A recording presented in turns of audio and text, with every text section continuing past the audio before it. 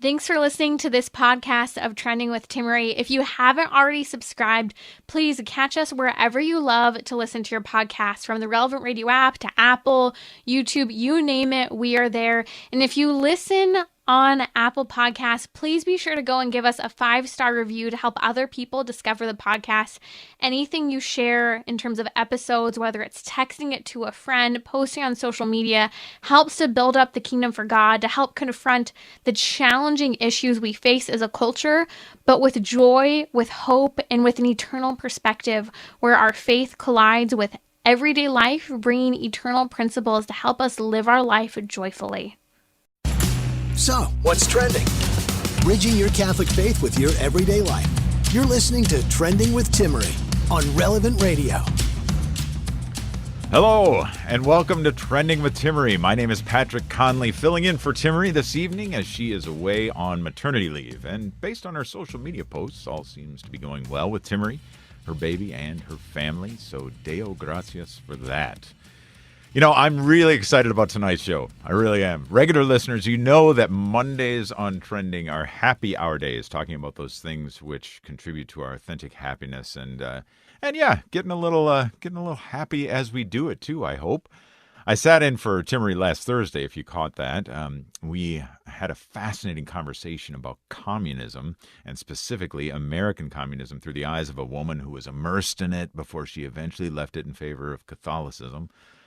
Man, deep conversation, and not always an easy one. Of course, if you want to take a listen to it, you can always do that at the show page on relevantradio.com. You can also go to all your favorite podcasting platforms and find Trending with Timmery there as well. But tonight, since it is happy hour, I think we should probably talk about something a little more on the lighter side. Jim, what do you think? Would that be okay? Something a little bit lighter? Sounds good to me.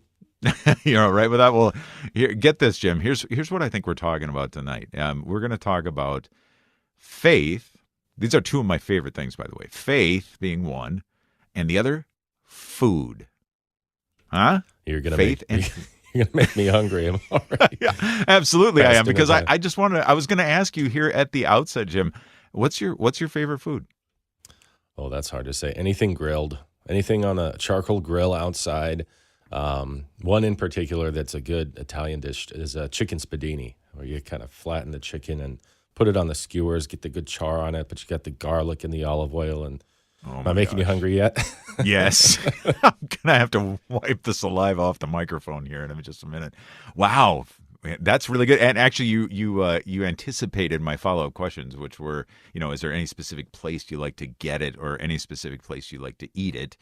But here's one for you, Jim. So is there any particular people that you like to eat grilled food or maybe another kind of food with? Is there somebody that you always think, yeah, when I'm eating with this person, it's going to be great?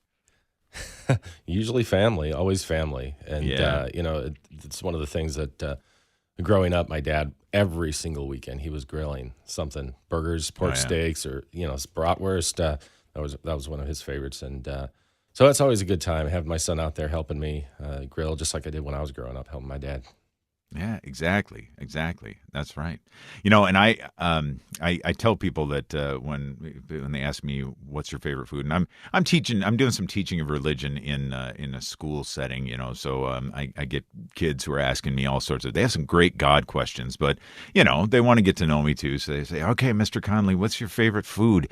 And I'll come back with, well, when I was your age, I used to answer that question, pizza. That's what I would always say.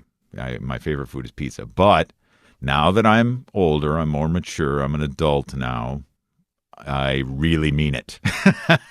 Pizza is still my favorite food. I mean, that is yeah, and I've got gradations of like where you get it and different classifications of pizza. There's the frozen pizzas. So I've got my favorites of those. You got kind of like what I call your pizza chain restaurant pizzas. I think you know what I mean. But then there's the pizzeria pizza too. That's like these authentic Italian places, and it's all over that. Patrick Alog just said in the chat here that pizza is his favorite food too. So. Yeah, well, if we got two Patricks, I think Patrick Madrid may not agree with us. I think he might be more of a taco guy. I don't know. Anyway. I think he likes pizza too. Well, quick question though, Patrick. Yeah. Does pineapple belong on pizza? Gee. Yeah, see, you're going to get all kinds of people calling us. By the way, our phone number here on Trending with Timmery is 888-914-9149. Again, 888-914-9149. You're just going to get people. You're stirring the pot here, Jim. That's what happens. Patrick Alog says, yes, pineapple does belong.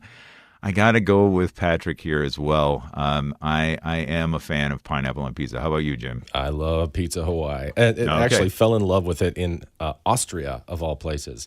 Oh, yeah? So they called it the Pizza Hawaii. But, of course. Yeah, very good. Love it. Okay. All right. I get it. All right.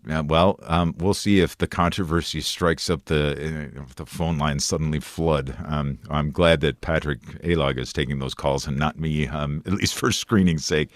Yeah. But tonight we're going to talk about not just anything to do with food, but we're going to talk about the intersection of food and faith. Personally, I don't believe that God gave us eating just merely as a physical sustenance thing, like something that, maintains this physical body that we've been given. And one of my great tips in that, and that's in kind of working that out or figuring in the way that I do, is that there is such pleasure in food. There's pleasure in eating it, sure. I don't think any of us would argue with that. But there's also, or at least there can be, pleasure in obtaining it and in preparing it. And I think this is the way that God meant it to be. There are all sorts of ritualistic actions in and around food. Jim, you were just talking about, helping your dad around the grill and having your son out there, having him help you around the grill. And it's kind of a thing. Yeah. Memorial Day, 4th of July, other block parties, summer block parties. You got the guys gathered around the grill, probably with a beer in the hand. One guy's got an apron and a spatula, but everybody else is kind of just there for like moral support as you're talking about football or whatever it is that you're talking around the grill. It's got ritualistic actions to it, ritualistic practices with it, and that's one of the great things I think about food is that there's just a drawing of people together. But even I mentioned obtaining it. And that's one of the things that really struck me. My wife and I a few years ago took a vacation to Nova Scotia, and we signed up for this all-day cooking class where they took us out to these places in Nova Scotia where we actually got exposed to, like we went to a farm and gathered some of our ingredients there. We went to a farmer's market and we gathered some of our ingredients there. We went to it was a humane butcher shop. So, and they took us through their whole operation, and then we got the meat for our dinner there. And it was such a bonding time between these kind of, 10 or 12 strangers. And then we took it all home and made it. So it was delicious, by the way. So there's a whole bunch of great things that happen in and around faith. But what are some of the other intersections of food and faith? We've really got two great guests coming up here, but you know what? We get, believe it or not, we got another Pat calling in from northern Michigan. And Pat, you have some comments about pineapple on pizza. Is that right? Can we have Pat on air too? I'm here. Yeah. Hi, Pat. So what do you say, Pat? Pineapple on pizza or not? Well, yeah, of course you got to have like ham or bacon, some kind of pork. But if you put pineapple on pizza, you also got to put banana peppers on because you got to have a little bit of hot to counteract the sweet. I love it. Wow. Okay. All right. Banana peppers. I'm gonna have to try that. I've never tried that.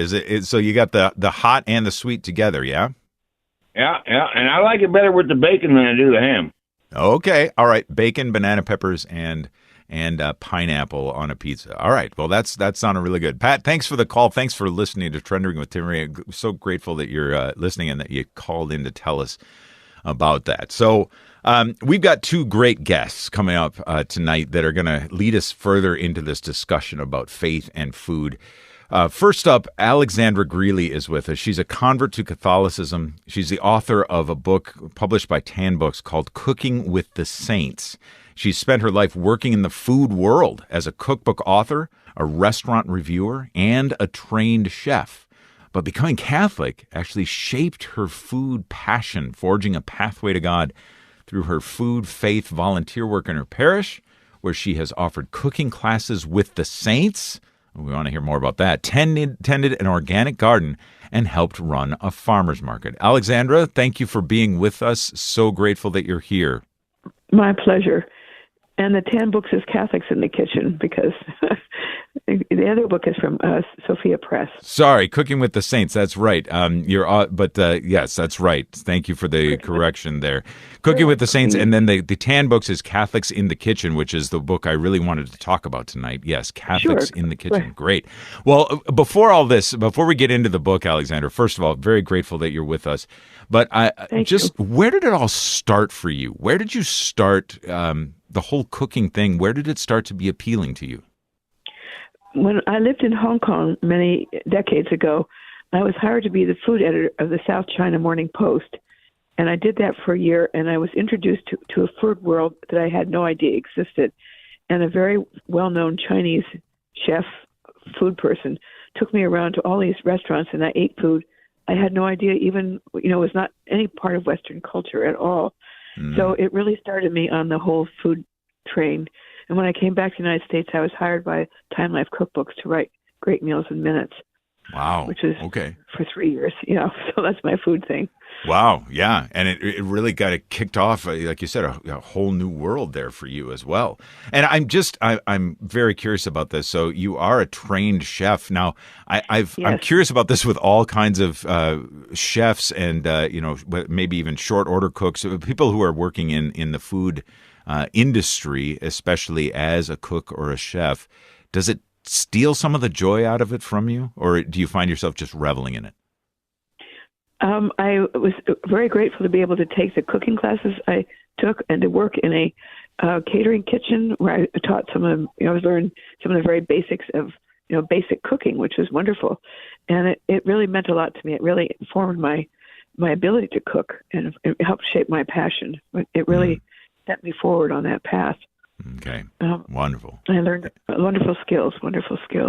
Yeah, I can imagine. A lot of local chefs have been very helpful too, because I've interviewed maybe 300 local chefs in the D.C. area, and many of them have been very helpful.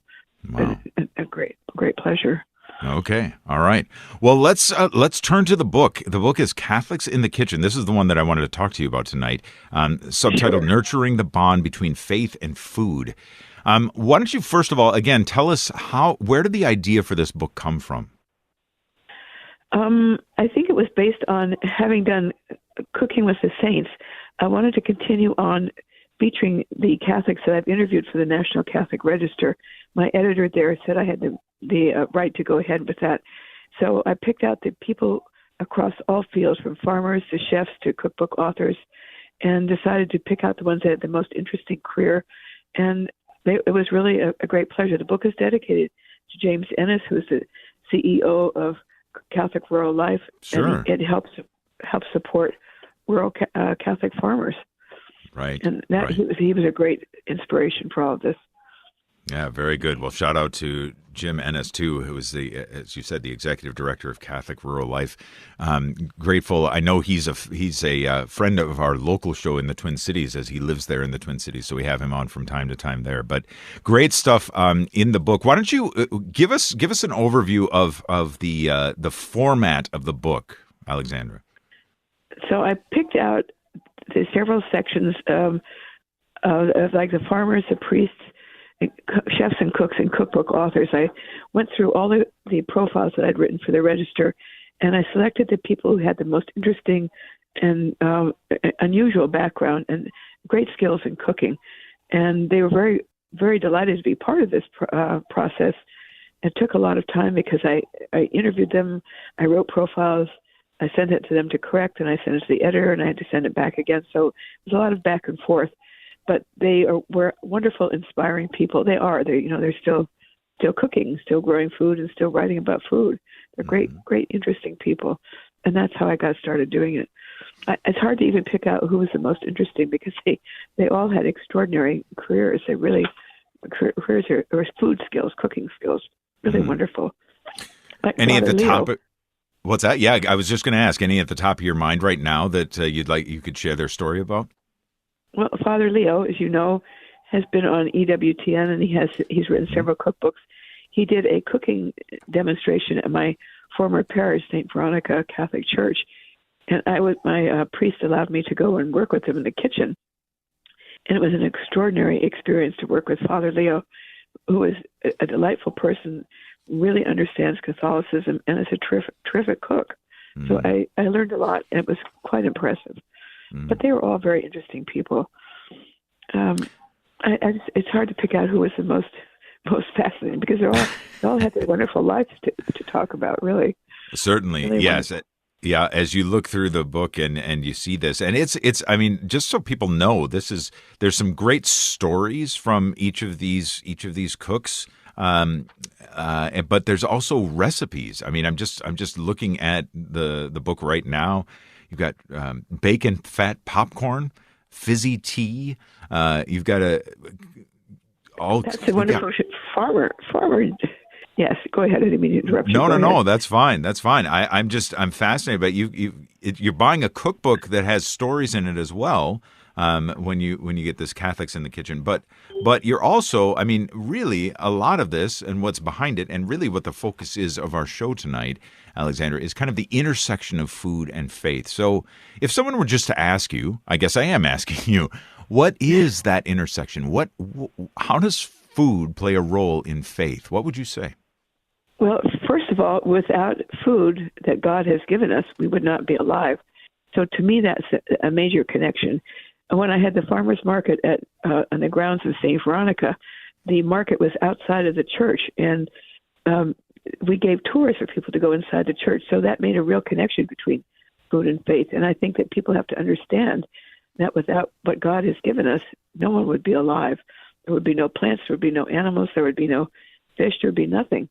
So we always have to consider to thank God for being alive and having the food to sustain us. And that to me is a real connection, really.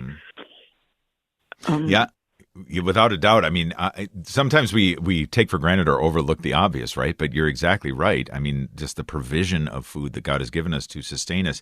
And I was reflecting some in my opening thoughts that, it's not just that the food just goes in like it's some sort of pill that we swallow, but there's such pleasure in and around consuming it, but I said also obtaining the food, preparing the food, and of course the fellowship that we partake in with it, right? I mean, there's multiple aspects of this. Absolutely. It's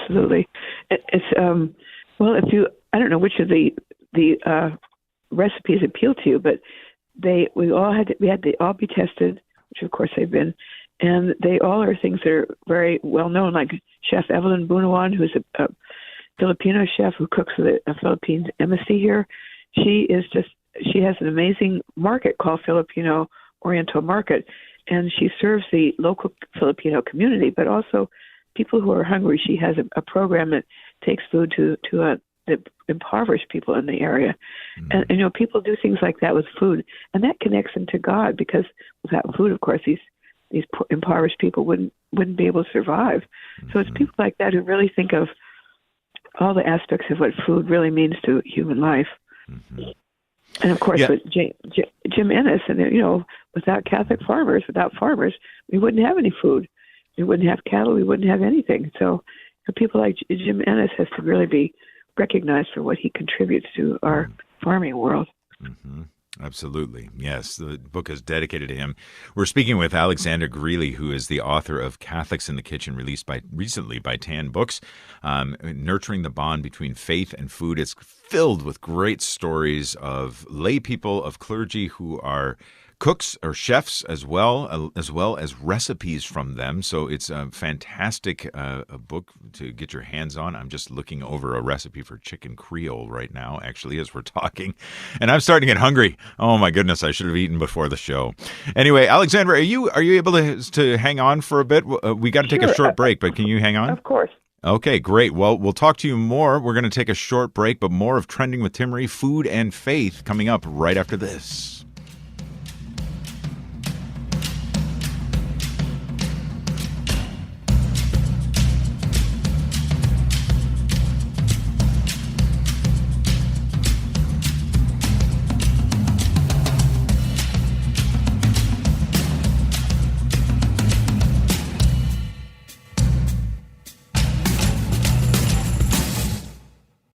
Today's programming is sponsored by Colby Academy, offering a customized Catholic curriculum. Colby Academy knows the ultimate goal of education is to help our children be saints.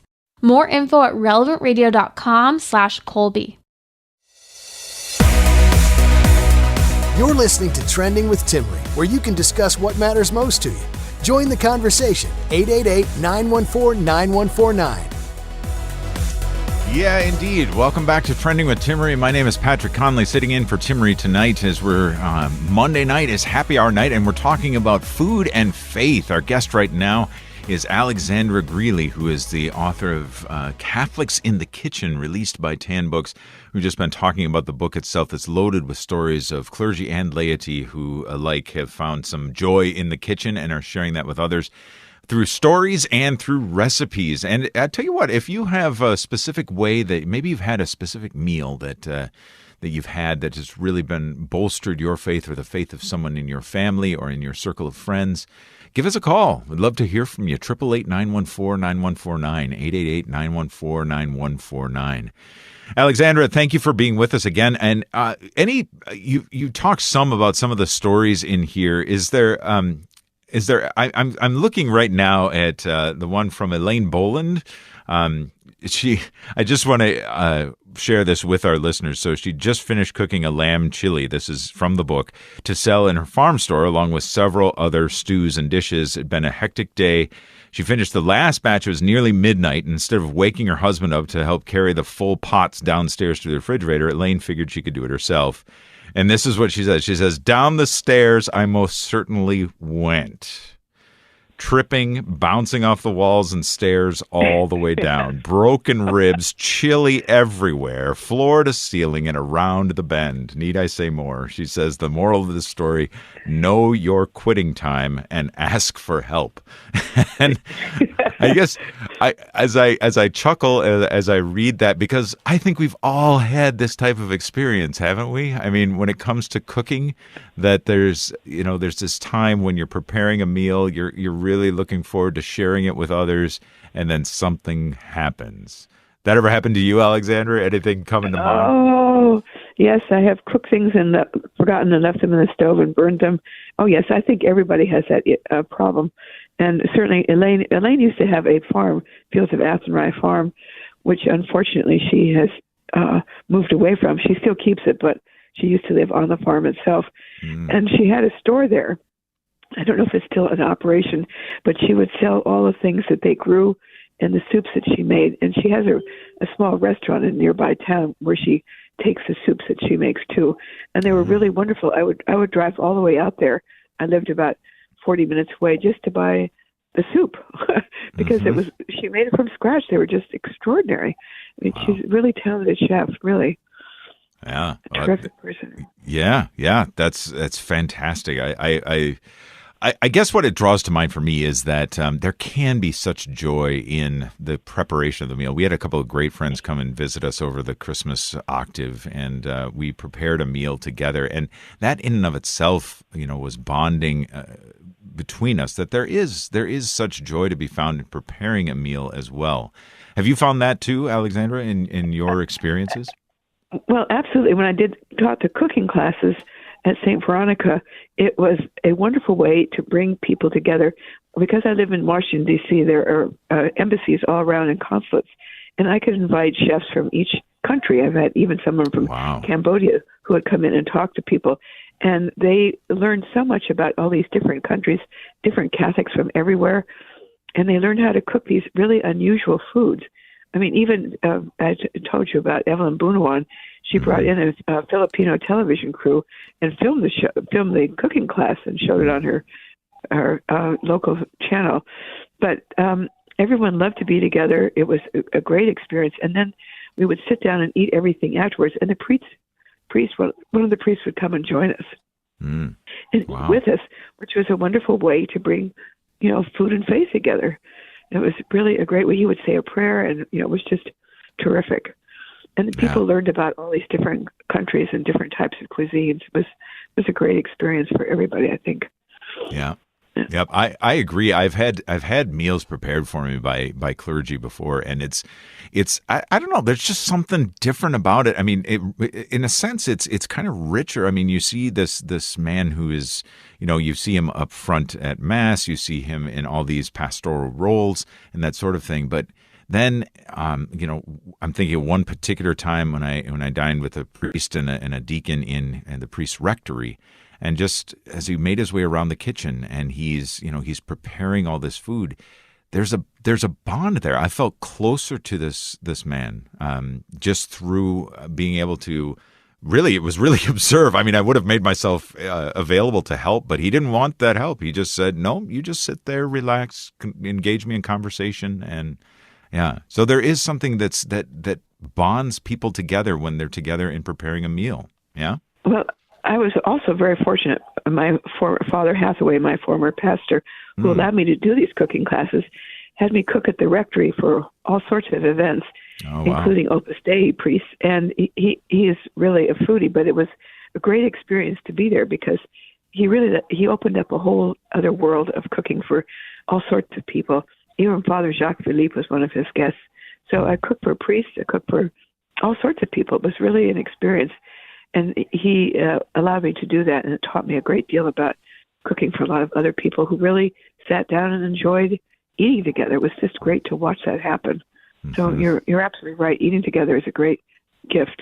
Yeah, it really is. And the topics of conversation that can and do come up around the dinner table. Now, I can imagine that some of our listeners are thinking, yeah, well, you've never been in my house around Thanksgiving time. It gets pretty heated around that time. And yeah, sometimes it can, but I still maintain that there is a bonding to be had. For instance, one of my annual practices is I go on a 3-day silent Ignatian type retreat that's all men.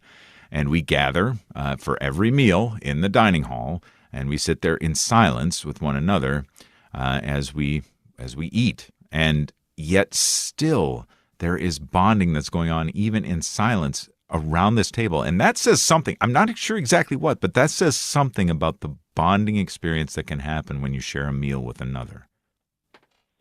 Well, I think back at all the cooking classes, the students really got to be really good friends with each other. It was not only teenagers, but it was adults as well. And it came, and they've remained friends afterwards. They were working together over food. It was a great experience, I think, for everybody. Sadly, the pandemic closed it down, but up until that time, it was just a wonderful get-together experience. Food and faith. That's what it was. Food and faith. That'd be a good reflection now that you're talking about that, Alexandra, that you brought up the pandemic, because that's one of the ways that I know that it cut into the fabric of our society, but even the fabric of our faith, in that we weren't able to share meals together as readily as we had been. Well, I've certainly read how many churches, the number of parishioners dropped dramatically. I have, because, I don't think our church was even allowing people in for a while. So it's very sad. I hope that people will return and embrace their faith again and embrace the food, because we weren't certainly allowed to do much shopping or cooking or anything like that. Really very sad. Anyway. Yeah, I think it's time. If I'm the one who's deciding, which I'm not, I'm simply a fill-in host for a show on Relevant Radio. But I think it's time that we in our parishes, maybe specifically, if you haven't already done so in your parish, it's time to re-engage, especially with the social aspects of our faith. Those things that bring us together, and I think go beyond the coffee and donuts. Yeah, have a luncheon, have a dinner together. Don't wait for Lent to do your fish fries, but do it now. I think it's time. Turning back to the book, Catholics in the Kitchen, Alexandra. I'm just wondering if you have had a chance to try any of these recipes or many of them. If there's one that stands out as a favorite. Well, I had a lot of friends do the testing because I was writing it. Unfortunately, I couldn't do both. But I think, let's see. Oh, I don't know. I think they were all very good. I can't remember which one I've had recently. It's been a while since we did this, tested all the recipes, but they were really. I wish I could say, oh, it's this, it's that. I just don't remember because it's been such a while. That's all right. Just curious. Herb marinated pork tenderloins that Jim Ennis produced. He said that's one of his favorite dishes, and it was really delicious. I think a friend had did it for me and brought it over. It was delicious. Really wonderful. Anyway, the food is all good. There's everyone to try everything. Yeah, absolutely. And I again, just looking through it, some of the recipes that are in here, these are not just kind of light recipes. They're good stuff. This is stuff you can serve at a family gathering, at a holiday party. How about this? Wild duck andouille and oyster gumbo. That sounds fantastic. Oh my gosh. Doesn't that just sound yummy? Absolutely yummy. I am not joking that my mouth is literally watering right now as I'm looking oh dear, at this. Chicken Creole and cornbread. Well, so again, the book is Catholics in the Kitchen by Alexandra Greeley, published by Tan Books, nurturing the bond between faith and food. Some great stories in here from clergy and laity alike. Alexandra, I think before we let you go here, I really wanted to get from you just your thoughts on somebody, and if they're wondering about how can I utilize food as a vehicle for expressing or perhaps building faith in myself or others. Any ideas along that line? Well, I do a lot of home cooking, and I think about foods that would be, either have a biblical source or I could serve to friends that would bring people together that are not just really exotic and too peculiar.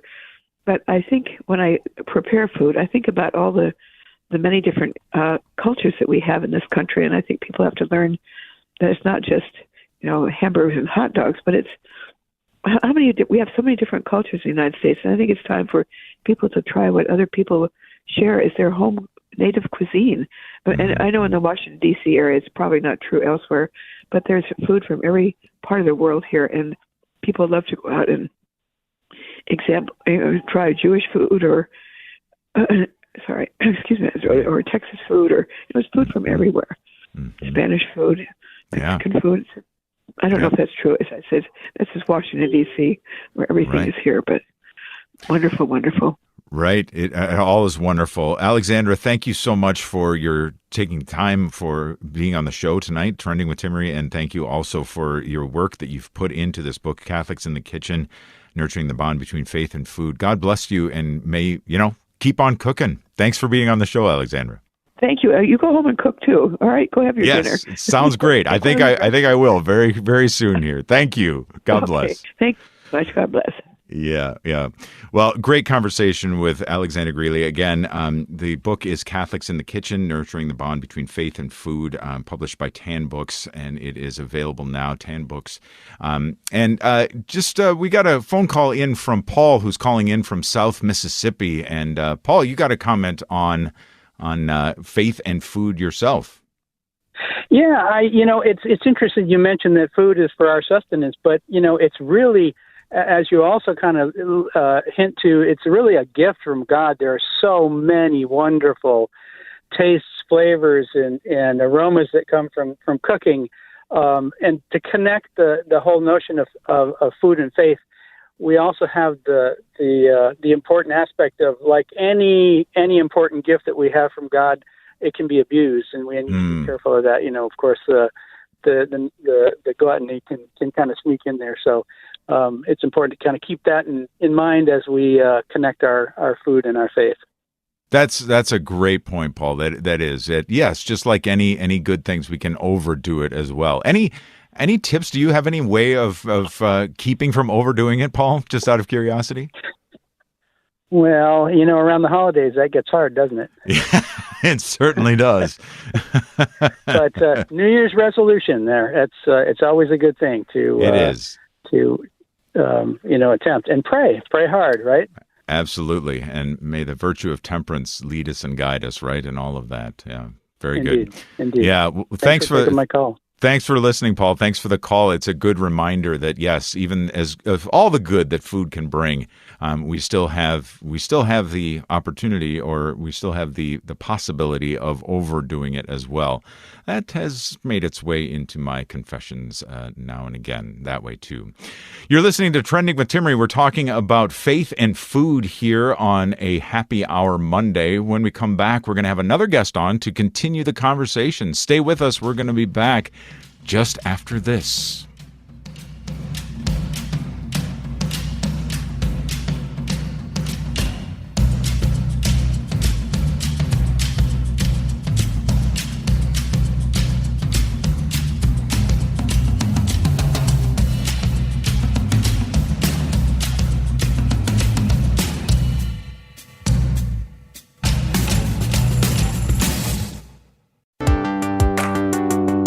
You're listening to Trending with Timmery, where you can discuss what matters most to you. Join the conversation, 888-914-9149. Welcome back to Trending with Timmery. My name is Patrick Conley, sitting in for Timmery tonight. My thanks to Jim Schaefer, our producer, and Patrick Alog, who's taking your phone calls tonight. And if you'd like to join the conversation, we're talking about food and faith on this Happy Hour Monday. And what is the intersection between food and faith? Just heard from Alexandra Greeley about Catholics in the Kitchen, published by Tan Books. Check that out.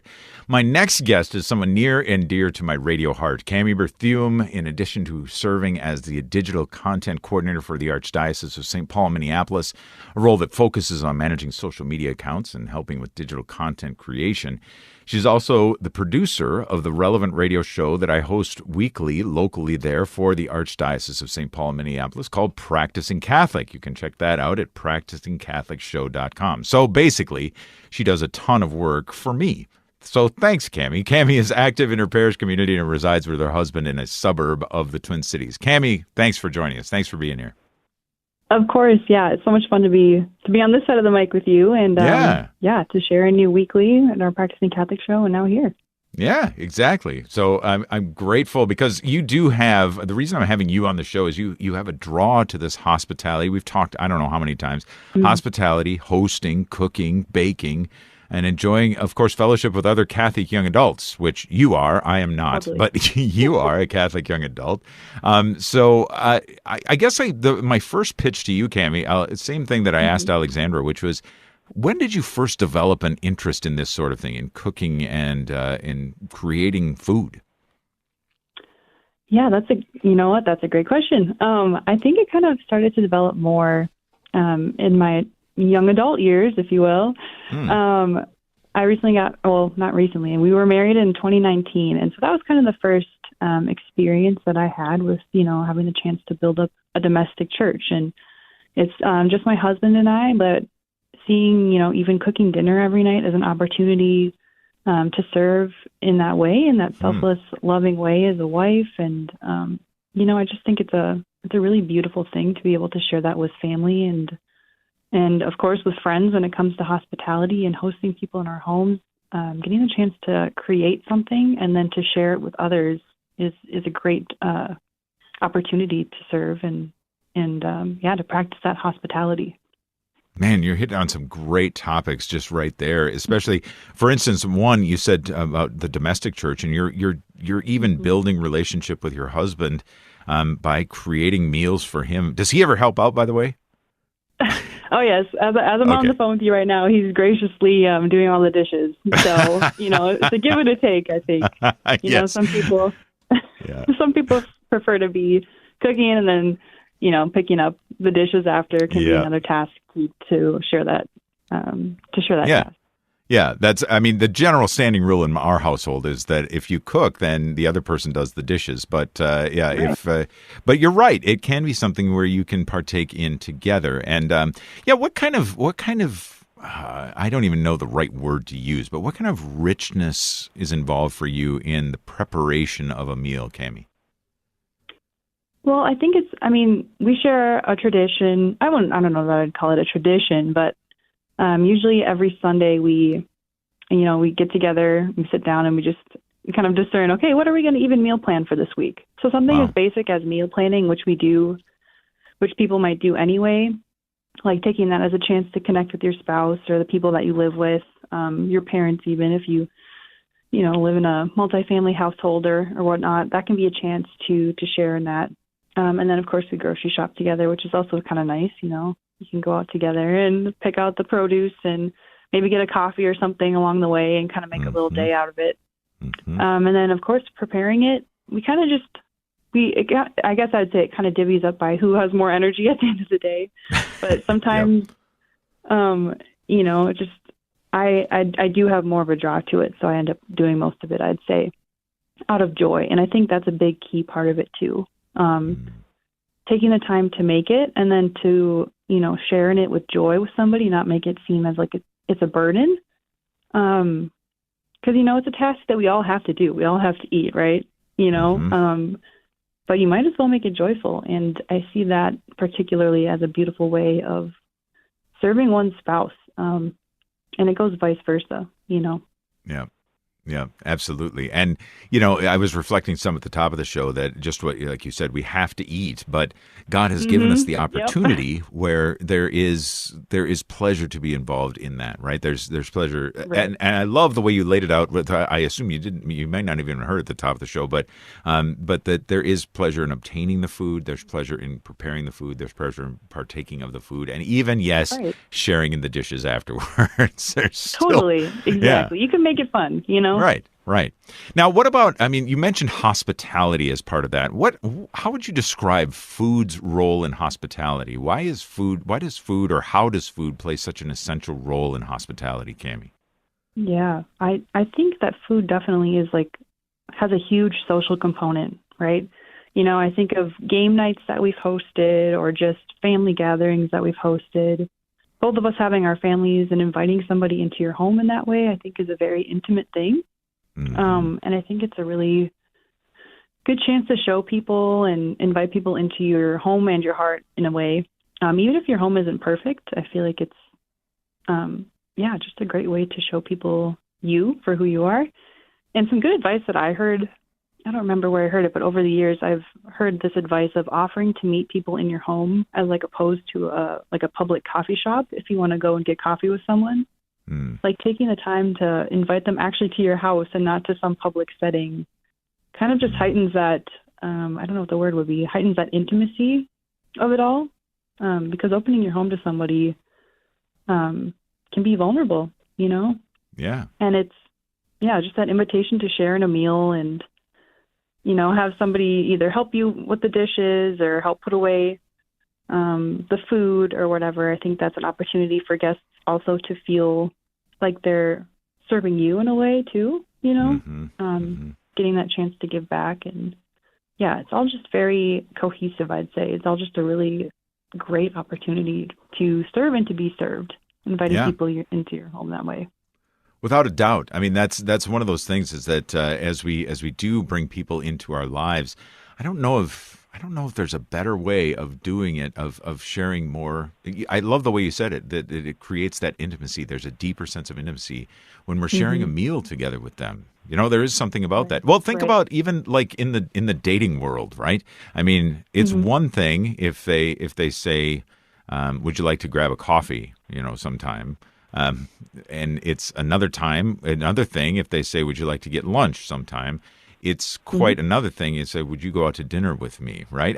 You can tell there's different levels of intimacy there. Right.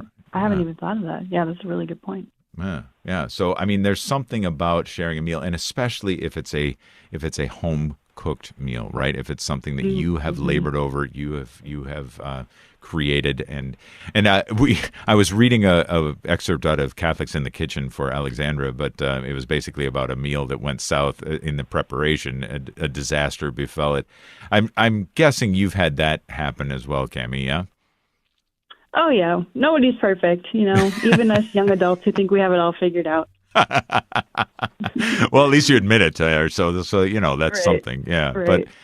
But I think one of the reasons why it's so, it's so disheartening, at least for me, is when you burn something that you were so excited to serve is precisely that, is that you were excited to serve it because it's an Right. expression, if you will, of yourself and your care for these people.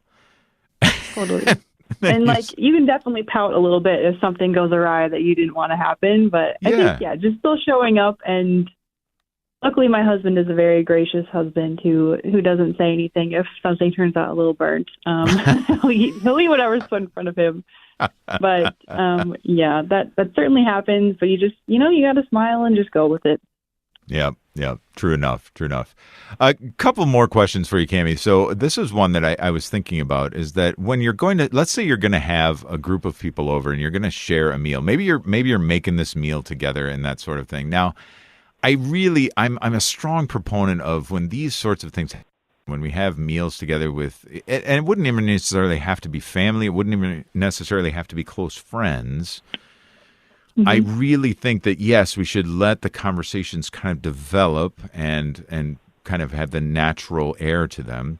That said, it's probably not a bad idea to be thinking through maybe topics of conversation that you could introduce should something get, something, because I think this is an opportunity for people to share. And I guess my question for you, Cami, is, do you think that there's maybe an added level of vulnerability when we share a table together? In other words, do you think that we're moved to share more of ourselves when we're gathered around a table together than we otherwise might? Oh, certainly. Partially just because you're literally staring somebody in the eye, sitting across from them, and it invites the opportunity to share. And yeah, I think there's definitely something vulnerable, not about just even inviting somebody into your home, but yeah, just like a coffee date, like you'd mentioned earlier, like just sitting across from somebody and just knowing that that's a chance to be talking and to be sharing about our days and sharing about what's going on in our hearts or things that we're struggling with. I think something that my mom did when we were growing up is we would go around the table and we'd share, something that we were happy about, something that we were sad about, and something that we had learned new that day. And I think that was just so fun because I grew up in a family of 4 kids. So just to kind of take that time, even if it wasn't something super notable or something huge that happened at school that day, it was still a fun way to connect with our family members, even if, usually it's just how was your day? Great. Okay, well, you want to learn more about these people, whether it's your family or your friends who are sitting around the table with you, just having a couple questions up your sleeve certainly can't hurt. Yeah, right. Yeah, I think, I'd certainly shy away from forcing conversation, that sort of thing. Right.